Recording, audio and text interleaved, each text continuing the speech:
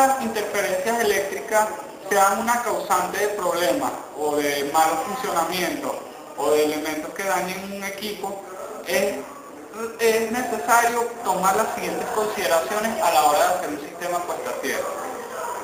Una prueba de impedancia del circuito de prueba es el primer carácter. Luego, una prueba de funcionamiento de todos los interruptores de corriente residual.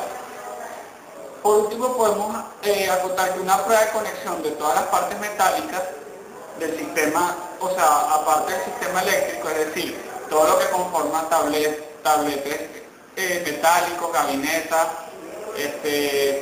objetos metálicos ajenos al sistema puesto a tierra. Esta prueba se realiza usando un equipo llamado ohmmetro para medida de la resistencia entre la terminal de tierra del cliente y todas las partes metálicas donde aterraremos.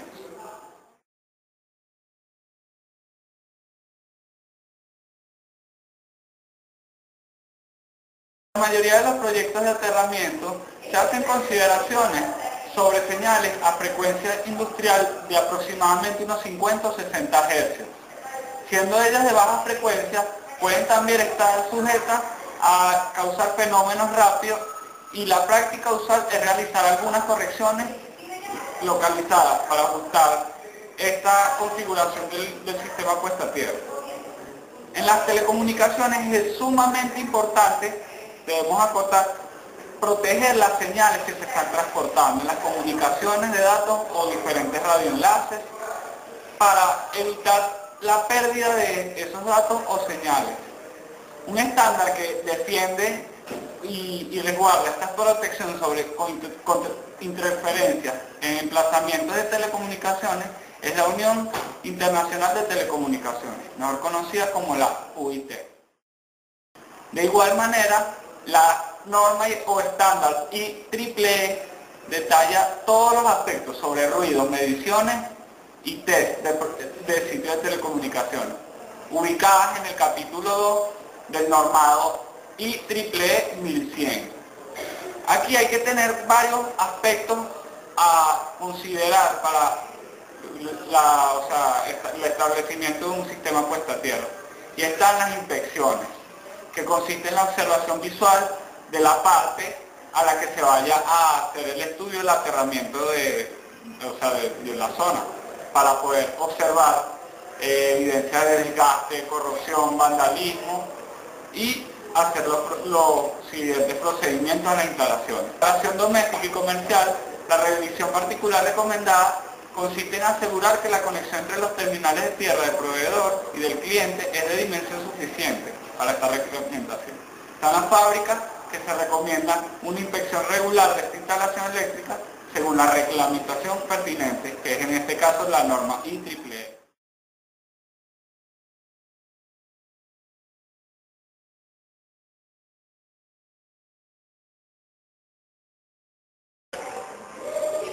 Los sistemas puesta a tierra son sometidos a pruebas periódicamente. Esto con el fin de saber si funcionan correctamente o si están cumpliendo con los parámetros para los que fueron diseñados. Cuando realizas la prueba debes tener en cuenta ciertos criterios o parámetros, como son la medida de la impedancia del circuito, realizar una prueba de funcionamiento de cada uno de los interruptores de corriente residual. También debes medir la resistencia de los electrodos de tierra. Generalmente se aconseja que interrumpas el paso de corriente para evitar daños en los otros dispositivos y a su vez realizar una medida exacta de la resistencia del electrodo. En las instalaciones que poseen pararrayos también debes medir el funcionamiento correcto de este, es decir, debes verificar que esté funcionando correctamente. En este mismo orden de ideas también es importante señalar que hay pruebas que se realizan con los dispositivos en servicio, es decir, pruebas las conexiones de los electrodos con las partes metálicas, realizas un recorrido del electrodo enterrado y examinas los sitios para que asegurándote que no ha sufrido corrosión. También se mide el valor de la resistencia del electrodo del lado de alta tensión y se compara con los valores que mediste previamente. Asimismo, se realiza una prueba de separación para asegurarse que el electrodo de alta tensión y el electrodo de baja tensión están eléctricamente separados. Esta prueba no se requiere si las condiciones del diseño permiten conectar ambos sistemas de electrodos.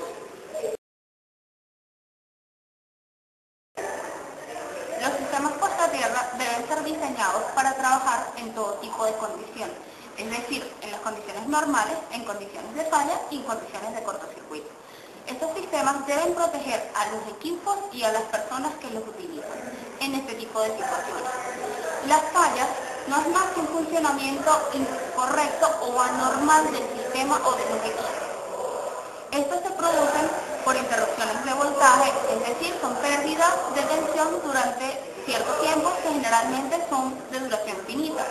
También disminuciones temporales de voltaje que no son más que una caída de tensión.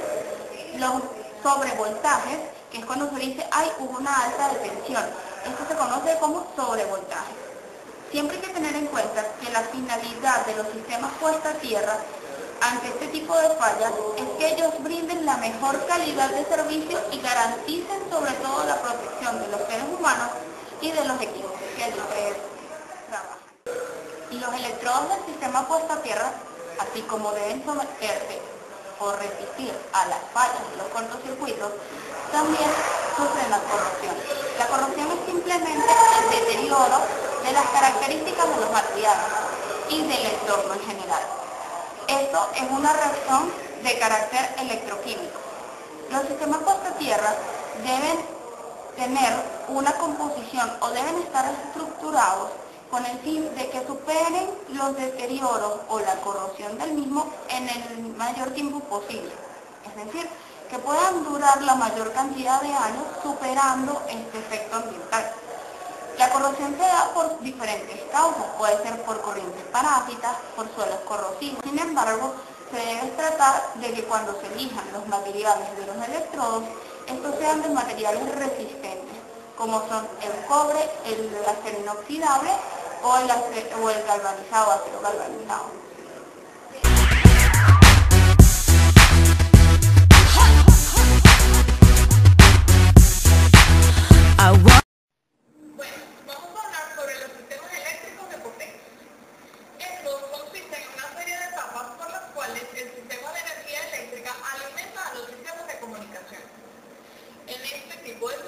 Se deben tomar en cuenta protecciones del sistema puesto a tierra de acuerdo a los niveles de voltaje que se manejan. Este sistema está compuesto en términos generales por los siguientes subsistemas. El primero es generación de energía, segundo transmisión, tercero subestación, cuarto distribución y quinto consumo. Cada subsistema contiene a su vez diferentes componentes físicos. Por razones técnico-económicas, la energía se genera, transmite y distribuye en forma trifásica. A continuación veremos el esquema donde se muestran estas 5 etapas.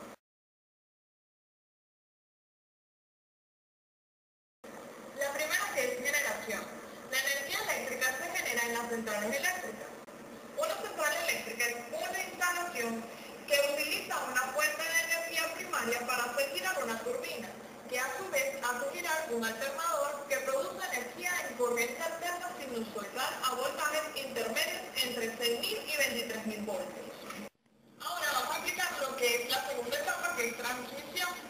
La energía se transporta frecuentemente en una distancia de su centro de producción a través de la red de transporte, encargada de enlazar las centrales con los puntos de utilización de energía eléctrica. Para un uso racional de la electricidad es necesario que las líneas de transporte estén interconectadas entre sí con estructura de forma mallada, de manera que puedan transportar electricidad entre puntos muy alejados, en cualquier sentido. Estas líneas están generalmente construidas sobre grandes torres metálicas, tensiones superiores a 60.000 voltios. Los sistemas de transmisión esencialmente constan de los siguientes elementos: estaciones transformadoras elevadoras, líneas de transmisión, estaciones de maniobra y estaciones transformadoras reductoras. Como tercera etapa tenemos la subestación. Las instalaciones llamadas subestaciones son plantas transformadoras que se encuentran junto a las centrales generadoras, subestación elevadora, y en la periferia de diversas zonas de consumo, la subestación reductora, entrelazadas en ellas la red de transporte. Aquí se transforma el voltaje en energía eléctrica. El componente principal de una subestación eléctrica es el transformador. Las subestaciones eléctricas elevadoras se ubican en las inmediaciones de las centrales eléctricas para elevar el el voltaje de salida de sus generadores. En la cercanía de las poblaciones y los consumidores se encuentran subestaciones eléctricas reductoras para tomar el nivel de voltaje a niveles aptos para su utilización. Técnica para realizar esta operación es la conveniencia de realizar el transporte de energía eléctrica a larga distancia a voltaje elevado para reducir pérdidas resistivas, lo que es igual a la fórmula de potencia es igual a corriente al cuadrado por resistencia, que depende de la intensidad de corriente. Vamos a explicar la cuarta etapa, que es la distribución. La red de transporte de energía eléctrica es la parte del sistema de suministro eléctrico, constituida por los elementos necesarios para llevar hasta los puntos de consumo y a través de grandes distancias la energía generada en centrales hidroeléctricas térmicas de ciclos combinados o nucleares. Estos se encuentran en áreas urbanas y rurales. Pueden ser aéreas o subterráneas, estéticamente mejores pero más costosas. La red de distribución está formada por la red en AC, suele estar comprendida entre 6.000 a 23.000 voltios y en DC entre 400 y 230 voltios. La quinta, que es consumo. En los centros de consumo, la energía eléctrica puede ser a baja o alta tensión.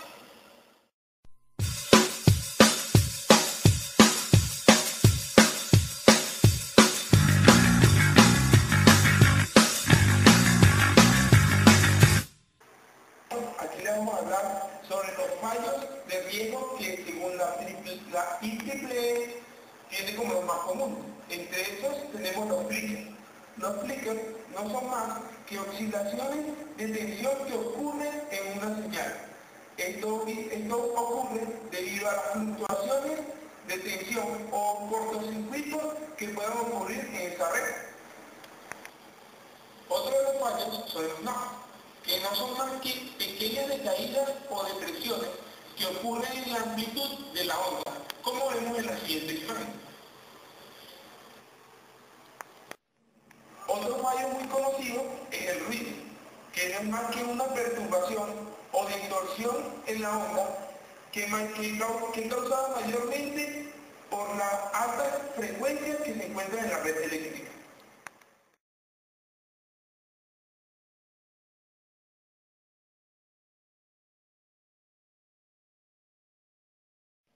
Otro que tenemos son los armónicos, que no son más que otro tipo de distorsión que afectan la señal y son causadas debido a las frecuencias parásitas, que no son más que aquellas magnitudes del tiempo que pueden causar alguna deformación en la señal. Otro que tenemos son los transistores, que se les llaman a esas perturbaciones que entran en la señal, pero por un corto tiempo. Y por último, las interrupciones de voltaje, que no son más que esa pérdida de tensión que ocurre en la señal por un corto tiempo. Bueno, espero que les haya gustado nuestra presentación y que tengan en cuenta los riesgos y fallos que pueden haber en un sistema eléctrico y también cómo está constituido un sistema de potencia. Muchas gracias.